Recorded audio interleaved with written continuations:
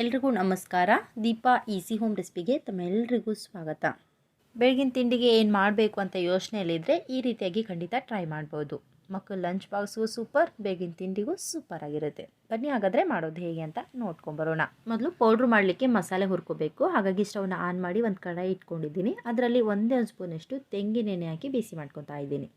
ಎಣ್ಣೆ ಬಿಸಿ ಆದಮೇಲೆ ಇದರಲ್ಲಿ 1 ಸ್ಪೂನಷ್ಟು ಕಡಲೆಬೇಳೆ, 1 ಸ್ಪೂನಷ್ಟು ಉದ್ದಿನಬೇಳೆ, ಅರ್ಧ ಸ್ಪೂನಷ್ಟು ಜೀರಿಗೆ, 1 ಸ್ಪೂನಷ್ಟು ಧನಿಯಾ ಬೀಜನ ಹಾಕ್ಕೊತಾ ಇದ್ದೀನಿ.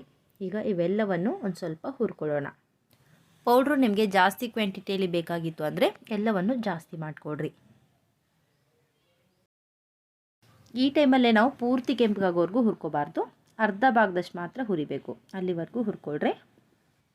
ನೋಡಿರಿ, ಇಷ್ಟು ಹುರಿದಾದ್ಮೇಲೆ ಈಗ ಇದರಲ್ಲಿ ನಾನು ಒಂದು ಸ್ವಲ್ಪ ಲವಂಗ, ಚಕ್ಕೆ, ಕಾಳುಮೆಣಸು ಮತ್ತು ಒಂದು ಏಲಕ್ಕಿ ಹಾಕ್ಕೊತಾ ಇದ್ದೀನಿ. ಇದ್ರ ಜೊತೆಗೇ ಮೆಣಸಿನ್ಕಾಯಿ ಕೂಡ ಹಾಕ್ಕೊತಾ ಇದ್ದೀನಿ. ನೀವು ಬ್ಯಾಡಗಿ ಮೆಣಸಿನ್ಕಾಯಿ ಅಥವಾ ಗುಂಟೂರು ಮೆಣಸಿನ್ಕಾಯಿ ಯಾವುದಾದ್ರೂ ಉಪಯೋಗಿಸ್ಕೋಬೋದು. ಈಗ ಇವುಗಳನ್ನು ಕೂಡ ಮಿಕ್ಸ್ ಮಾಡ್ತಾ ಒಂದು ಸ್ವಲ್ಪ ಹುರ್ಕೊಳ್ಳೋಣ. ಮೆಣಸಿನ್ಕಾಯಿ ಹಾಕಿದ್ಮೇಲೆ ತುಂಬ ಹೊತ್ತು ಹುರಿಬಾರ್ದು. ತುಂಬ ಹೊತ್ತು ಏನಾದರೂ ಹುರ್ಕೊಂಡ್ರೆ ಒಳಗಡೆ ಬೀಜ ಕಪ್ಪಾಗಿ ಟೇಸ್ಟು ಅಷ್ಟು ಚೆನ್ನಾಗಿರಲ್ಲ. ಹಾಗಾಗಿ ಜಸ್ಟ್ ಈ ರೀತಿ ಮಿಕ್ಸ್ ಮಾಡಿಕೊಡ್ರಿ. ಪಾತ್ರೆ ಬಿಸಿ ಇರುತ್ತಲ್ವ, ಅದರಲ್ಲೇ ಕ್ರಿಸ್ಪಿ ಆಗುತ್ತೆ. ನೋಡಿ, ಈ ರೀತಿ ನೀಟಾಗಿ ಮಿಕ್ಸ್ ಮಾಡಿದ್ಮೇಲೆ ಕೊನೆಯಲ್ಲಿ ಒಂದು ಸ್ವಲ್ಪ ಕರಿಬೇವಿನ ಎಲೆ ಕೂಡ ಹಾಕಿ ಕಲಿಸ್ಕೊತಾ ಇದ್ದೀನಿ. ಹಸಿ ಕರಿಬೇವು ಇದ್ರೂ ಕೂಡ ಹಾಕೋಬೋದು, ನಡೆಯುತ್ತೆ. ನೋಡಿರಿ, ಎಲ್ಲವನ್ನು ಚೆನ್ನಾಗಿ ಹುರ್ಕೊಂಡಿದ್ದೀನಿ. ತುಂಬಾ ಚೆನ್ನಾಗಿ ರೆಡಿಯಾಗಿವೆ. ಈಗ ಸ್ಟವ್ನ ಆಫ್ ಮಾಡಿ ತಣ್ಣಗಾಗ್ಲಿಕ್ಕೆ ಬಿಡೋಣ. ಪೂರ್ತಿಯಾಗಿ ತಣ್ಣಗಾದ್ಮೇಲೆ ಗ್ರೈಂಡ್ ಮಾಡ್ಕೋಬೇಕು. ಹಾಗಾಗಿ ಮಿಕ್ಸಿ ಜಾರ್ ತೊಗೊಂಡಿದ್ದೀನಿ. ಅದರಲ್ಲಿ ಹುರಿದು ತಣ್ಣಗಾಗಿರುವಂಥ ಮಸಾಲೆಯನ್ನು ಹಾಕ್ಕೊತಾ ಇದ್ದೀನಿ. ಈಗ ಇದರಲ್ಲಿ ಒಂದು ಸ್ವಲ್ಪ ಫ್ರೆಶ್ ಆಗಿರುವಂಥ ಕರಿಬೇವಿನ ಎಲೆ ಕೂಡ ಹಾಕ್ಕೊತಾ ಇದ್ದೀನಿ. ಈಗ ನೀರು ಹಾಕ್ತೇನೆ, ಹಾಗೆ ಸ್ಮೂತಾಗಿ ರುಬ್ಕೊಂಬರೋಣ. ನೋಡಿರಿ, ಈ ರೀತಿ ರುಬ್ಕೊಂಡಿದ್ದೀನಿ. ಪೌಡ್ರ್ ಈ ರೀತಿ ಸ್ಮೂತಾಗಿರಬೇಕು, ತರಿಯಾಗಿರಬಾರ್ದು. ನೋಡಿ, ಚೆನ್ನಾಗಿ ರೆಡಿಯಾಗಿದೆ. ಈಗ ಇದನ್ನು ಒಂದು ಕಪ್ಗೆ ಹಾಕಿಟ್ಕೊಳ್ಳೋಣ. ಈ ರೀತಿ ವಾಂಗಿಬಾತ್ ಪೌಡ್ರ್ ಮಾಡಿ ಇಟ್ಕೊಂಡ್ಬಿಟ್ರೆ ನಿಮ್ಗೆ ಯಾವಾಗ ಬೇಕೋ ಆಗದ ತಕ್ಷಣಕ್ಕೆ ಒಗ್ಗರಣೆ ಮಾಡ್ಕೊಂಡು ರೈಸ್ನ ಕಲಸಿ ತಿಂತಾ ಇರ್ಬೋದು. ಈಗ ಈ ಪೌಡ್ರನ್ನ ಉಪಯೋಗಿಸಿ ವಾಂಗಿಬಾತ್ ಮಾಡೋದು ಹೇಗೆ ಅಂತ ನೋಡ್ಕೊಳ್ಳೋಣ. ನೋಡಿರಿ, ವಾಂಗಿಬಾತ್ ಮಾಡಲಿಕ್ಕೆ ಈ ರೀತಿ ಉದ್ದುದ್ದಕ್ಕಿರುವಂಥ ಹಸಿರು ಬದನೆಕಾಯಿ ತೊಗೊಂಡಿದ್ದೀನಿ. ನಿಮ್ಗೆ ಎಷ್ಟು ಬೇಕೋ ಅಷ್ಟು ಬದನೆಕಾಯಿನ ಉಪಯೋಗಿಸ್ಕೊಳ್ರಿ. ನೀಟಾಗಿ ವಾಶ್ ಮಾಡಿ ರೆಡಿ ಮಾಡಿ ಇಟ್ಕೊಂಡಿದ್ದೀನಿ. ಈಗ ಇವುಗಳನ್ನು ಉಪಯೋಗಿಸಿ ವಾಂಗಿಬಾತ್ ಮಾಡೋದು ಹೇಗೆ ಅಂತ ನೋಡ್ಕೊಳ್ಳೋಣ. ಒಗ್ಗರಣೆಗೆ ಈ ಕಡೆ ಸ್ಟವ್ನ ಆನ್ ಮಾಡಿ ಒಂದು ಕಡಾಯಿ ಬಿಸಿ ಮಾಡ್ಕಿಟ್ಕೊಂಡಿದ್ದೀನಿ. ಈಗ ಇದರಲ್ಲಿ ಒಂದು 3 ಸ್ಪೂನಷ್ಟು ಎಣ್ಣೆ ಹಾಕಿ ಬಿಸಿ ಮಾಡ್ಕೊಳ್ಳೋಣ. ಎಣ್ಣೆ ಬಿಸಿ ಆದಮೇಲೆ ಇದರಲ್ಲಿ ನಾನು ಒಂದು ಅರ್ಧ ಸ್ಪೂನಷ್ಟು ಸಾಸಿವೆ ಮತ್ತು ಜೀರಿಗೆ ಹಾಕಿ ಸಿಡಿಸ್ಕೊತಾ ಇದ್ದೀನಿ.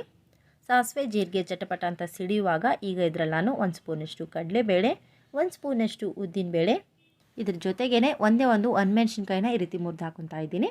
ಈಗ ಎಲ್ಲವನ್ನು ಫ್ರೈ ಮಾಡ್ಕೊಳ್ಳೋಣ.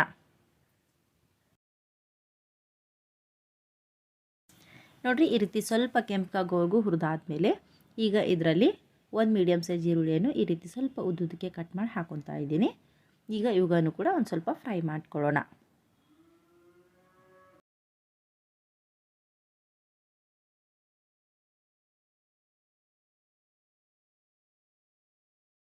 ನೋಡಿರಿ, ಈರುಳ್ಳಿಯನ್ನು ಈ ರೀತಿ ಸ್ವಲ್ಪ ಸಾಫ್ಟ್ ಆಗೋವರೆಗೂ ಫ್ರೈ ಮಾಡಿದ್ಮೇಲೆ ಈಗ ಇದರಲ್ಲಿ ಒಂದು ಸ್ವಲ್ಪ ಕರಿಬೇವಿನ ಎಲೆ ಹಾಕ್ಕೊತಾ ಇದ್ದೀನಿ. ಈಗ ಇದನ್ನು ಕೂಡ ಮಿಕ್ಸ್ ಮಾಡ್ಕೊಳ್ಳೋಣ. ಈ ರೀತಿ ಮಿಕ್ಸ್ ಮಾಡಿದ್ಮೇಲೆ ಈಗ ಇದರಲ್ಲಿ ಬದನೆಕಾಯಿ ಸೇರಿಸ್ಕೊಳ್ಳೋಣ. ಬದನೆಕಾಯನ್ನು ನಾನು ಮುಂಚೆನೇ ಕಟ್ ಮಾಡಿ ನೀರಲ್ಲಿ ಹಾಕಿ ಇಟ್ಕೊಂಡಿದ್ದೆ. ಬದನೆಕಾಯನ್ನು ನಾವು ಕಟ್ ಮಾಡಿ ನೀರಲ್ಲಿ ಹಾಕಿಟ್ರೆ ಈ ರೀತಿ ಫ್ರೆಶ್ ಆಗಿರುತ್ತೆ. ನೀವು ಕಟ್ ಮಾಡಿದ್ಮೇಲೆ ನೀರಲ್ಲಿ ಹಾಕಿಡದೆ ಹಾಗೆ ಹೊರಗಡೆ ಇಟ್ಟರೆ ಕಪ್ಪಾಗಿಬಿಡುತ್ತೆ. ಹಾಗಾಗಿ ನೀರಲ್ಲಿ ಹಾಕಿ ಇಟ್ಕೊಳ್ರೆ. ಈಗ ನೀರಿಂದ ಬದನೆಕಾಯಿನ ತೆಗೆದು ಒಗ್ಗರಣೆಗೆ ಹಾಕ್ಕೊಳ್ಳೋಣ. ಈಗ ಇದಕ್ಕೆ ರುಚಿಗೆ ಎಷ್ಟು ಬೇಕೋ ಅಷ್ಟು ಮಾತ್ರ ಉಪ್ಪನ್ನ ಹಾಕಿ ಮಿಕ್ಸ್ ಮಾಡಿಕೊಡ್ರಿ. ಮುಂಚೆ ನಾನು ರೈಸ್ ಮಾಡುವಾಗಲೂ ಉಪ್ಪು ಹಾಕಿದ್ದೆ. ಹಾಗಾಗಿ ಈ ಟೈಮಲ್ಲಿ ಈ ಒಗ್ಗರಣೆಗೆ ಎಷ್ಟು ಬೇಕೋ ಅಷ್ಟು ಮಾತ್ರ ಉಪ್ಪು ಹಾಕ್ಕೊಂಡಿದ್ದೀನಿ. ನೀವು ರೈಸ್ ಮಾಡುವಾಗ ಉಪ್ಪು ಹಾಕಿರಲಿಲ್ಲ ಅಂದರೆ ಈ ಟೈಮಲ್ಲಿ ಸ್ವಲ್ಪ ಜಾಸ್ತಿನೇ ಉಪ್ಪು ಹಾಕಿ ಕಲಿಸ್ಕೋಬೋದು. ಈ ಬದನೆಕಾಯಿ ಸ್ವಲ್ಪ ಸಾಫ್ಟ್ ಆಗಬೇಕು, ಅಲ್ಲಿವರೆಗೂ ನೀಟಾಗಿ ಈ ರೀತಿ ಬಾಡಿಸ್ಕೊಳ್ರಿ. ಬದನೆಕಾಯಿ ಸ್ವಲ್ಪ ಸಾಫ್ಟ್ ಆದಮೇಲೆ ಈ ರೀತಿ ಕಲರ್ ಚೇಂಜ್ ಆಗುತ್ತೆ. ಆ ಟೈಮಲ್ಲಿ ಇದರಲ್ಲಿ ಮುಂಚೆನೇ ರೆಡಿ ಮಾಡಿ ಇಟ್ಕೊಂಡಿರುವಂಥ ವಾಂಗಿಬಾತ್ ಪೌಡ್ರನ್ನ ಸೇರಿಸ್ಕೊಳ್ಳೋಣ. ನಿಮ್ಗೆ ಎಷ್ಟು ಬೇಕೋ ಅಷ್ಟು ಹಾಕ್ಕೊಳ್ರಿ. ನಾನಿಲ್ಲಿ 1-2 ಸ್ಪೂನಷ್ಟು ಹಾಕಿ ಮಿಕ್ಸ್ ಮಾಡ್ಕೊತಾ ಇದ್ದೀನಿ. ನೀವು ಈ ರೀತಿ ಪೌಡ್ರನ್ನ ಮನೆಯಲ್ಲೇ ಮಾಡಿ ಕೂಡ ಉಪಯೋಗಿಸ್ಕೋಬೋದು. ಮನೇಲಿ ಮಾಡೋಕ್ಕಾಗಲಿಲ್ಲ ಅಂದರೆ ಹೊರಗಡೆ ಅಂಗಡಿಯಲ್ಲಿ ಸಿಗುತ್ತೆ, ಅದನ್ನು ತಂದು ಕೂಡ ಉಪಯೋಗಿಸ್ಕೋಬೋದು, ನಡೆಯುತ್ತೆ. ನೀಟಾಗಿ ಕಲಿಸ್ಕೊಂಡಿದ್ದೀನಿ. ತುಂಬ ಚೆನ್ನಾಗಿ ರೆಡಿಯಾಗಿದೆ. ಈಗ ಇದಕ್ಕೆ ಹುಳಿ ಹಾಕ್ಕೊಳ್ಳೋಣ. ನಾನು ಮುಂಚೆನೇ ಹುಣಸೆಹಣ್ಣನ್ನು ಚೆನ್ನಾಗಿ ತೊಳೆದು ನೀರಲ್ಲಿ ನೆನೆಸಿಟ್ಟಿದ್ದೆ. ನೋಡಿ, ಚೆನ್ನಾಗಿ ನೆನೆದಿದೆ. ಈಗ ರಸನ ತೆಗೆದು ಇದಕ್ಕೆ ಸೇರಿಸ್ಕೊಳ್ಳೋಣ. ನಿಮ್ಮ ಹುಳಿಗೆ ಎಷ್ಟು ಬೇಕೋ ಅಷ್ಟು ಮಾತ್ರ ಹುಣಸೆಹಣ್ಣಿನ ರಸನ ಸೇರಿಸ್ಕೊಳ್ರಿ. ಹುಳಿ ಹಾಕಿದ್ಮೇಲೆ ಒಂದು ಸ್ವಲ್ಪ ಸಿಹಿ ಕೂಡ ಇರಲೇಬೇಕು. ಹಾಗಾಗಿ ಒಂದು ಸ್ವಲ್ಪ ಬೆಲ್ಲ ಹಾಕ್ಕೊತಾ ಇದ್ದೀನಿ. ಈಗ ಎಲ್ಲವನ್ನು ಮತ್ತೊಮ್ಮೆ ಮಿಕ್ಸ್ ಮಾಡ್ಕೊಳ್ಳೋಣ. ನೋಡಿ, ಚೆನ್ನಾಗಿ ಮಿಕ್ಸ್ ಆಗಿದೆ. ಈಗ ಮೇಲ್ಮುಚ್ಚಿ ಮೀಡಿಯಮ್ ಫ್ಲೇಮ್ನಲ್ಲಿ 1 ನಿಮಿಷ ಬೇಯಲಿಕ್ಕೆ ಬಿಡೋಣ. ನೋಡಿ 1 ನಿಮಿಷ ಆದಮೇಲೆ ತುಂಬಾ ಚೆನ್ನಾಗಿ ಬೆಂದು ಸೈಡಲ್ಲೆಲ್ಲ ಎಣ್ಣೆ ಬಿಟ್ಕೊಂಡಿದೆ. ಕಾಣಿಸ್ತಾ ಇರ್ಬೋದು ನಿಮಗೆ ಇಲ್ಲಿ ತುಂಬಾ ಚೆನ್ನಾಗಿ ಗೊಜ್ಜು ರೆಡಿಯಾಗಿದೆ. ಈ ಟೈಮಲ್ಲಿ ಇದಕ್ಕೆ ಮುಂಚೆನೇ ಮಾಡಿಟ್ಕೊಂಡಿರುವಂಥ ರೈಸ್ನ ಸೇರಿಸ್ಕೊಳ್ಳೋಣ. ನೀವು ಗೊಜ್ಜು ಜಾಸ್ತಿ ಮಾಡಿದರೆ 1 ಕಪ್ನಲ್ಲಿ ಎತ್ತಿಟ್ಕೊಳ್ರಿ. ಎಷ್ಟು ಬೇಕೋ ಅಷ್ಟಕ್ಕೆ ಮಾತ್ರ ಈ ರೀತಿ ವೈಟ್ ರೈಸ್ನ ಹಾಕಿ ಕಲಿಸ್ಕೊಳ್ರಿ. ಗ್ಯಾಸನ್ನು ಲೋ ಫ್ಲೇಮಲ್ಲಿ ಇಟ್ಟು ಈ ರೀತಿ ಮಿಕ್ಸ್ ಮಾಡ್ಕೊತಾ ಇದ್ದೀನಿ.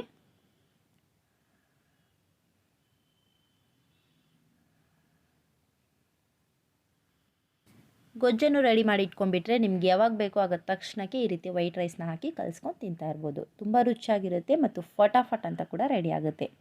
ನೋಡಿ ಎಲ್ಲವನ್ನು ನೀಟಾಗಿ ಕಲಿಸ್ಕೊಂಡಿದ್ದೀನಿ. ತುಂಬಾ ಚೆನ್ನಾಗಿ ಕಲರ್ಫುಲ್ಲಾಗಿ ರೆಡಿಯಾಗಿದೆ.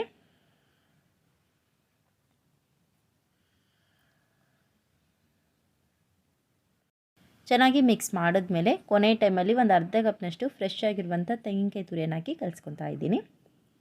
ಕಾಯಿ ತುರಿಯನ್ನು ನೀವು ಬೇಕಂದರೆ ಒಗ್ಗರಣೆಯಲ್ಲಿ ಹಾಕಿ ಕೂಡ ಮಿಕ್ಸ್ ಮಾಡ್ಕೋಬೋದು.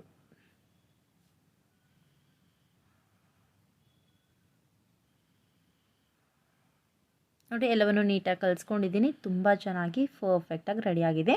ಈಗ ಸ್ಟವ್ನ ಆಫ್ ಮಾಡಿ ಸರ್ವ್ ಮಾಡಿಕೊಂಡ್ರೆ ತುಂಬಾ ರುಚಿಕರವಾದ ಕಲರ್ಫುಲ್ ಆದಂಥ ವಾಂಗಿಬಾತ್ ಮನೆಯಲ್ಲೇ ಸವಿಯಲು ಸಿದ್ಧವಾಗಿರುತ್ತೆ. ನೋಡಿದ್ರಲ್ವಾ ಫ್ರೆಂಡ್ಸ್, ಮನೆಯಲ್ಲೇ ವಾಂಗಿಬಾತ್ಗೆ ಬೇಕಾಗಿರುವಂಥ ಪೌಡ್ರನ್ನು ರೆಡಿ ಮಾಡಿ ರುಚಿಕರವಾದಂಥ ವಾಂಗಿಬಾತ್ನ ಮನೆಯಲ್ಲೇ ತುಂಬ ಸುಲಭವಾಗಿ ಹೇಗೆ ಮಾಡೋದು ಅಂತ ನೋಡಿದ್ರಲ್ವಾ.